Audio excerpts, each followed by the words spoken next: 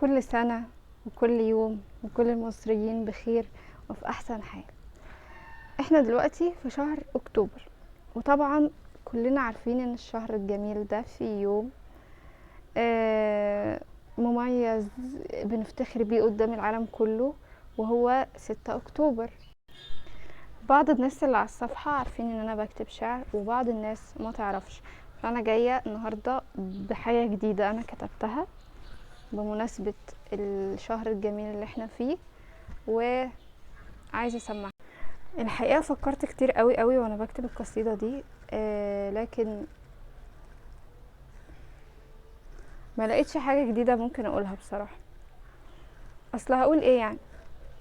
ما مليون حد جه قبلي وقال كل الكلام عنها، وقال انها ارض الخير، ارض الكرم، وبلد الناس الطيبين، بلد المحبة والجمال واللين. وقالوا ان ياما شهداء راحوا فدا ترابها، وان بابها مفتوح لكل جنس وكل شكل وكل لون. قالوا كل حاجة عنها، ايه اللي ممكن اضيفه برضو؟ واعذروا تقولي في كلامي، ما انا مش لاقية اي جديد. لا فعلا مش لاقية اي جديد والله، مش بقول كلام وخلاص يعني. بس ممكن اقول عشان انا ابنها ونبتة خارجة من ارضها، حسيت بروحي طالعة من كل شبر منها. انا مصري في الاول ودي هويتي، وليا الفخر واتشرف بجنسيتي. ما بين كل البلاد هي اللي بتجمع بلدي بقى وبحبها بنيتي. بلدي بقى وبحبها بنيتي، وبحب تواريخها وتفاصيلها وملوكها وحكامها وتفاصيلها.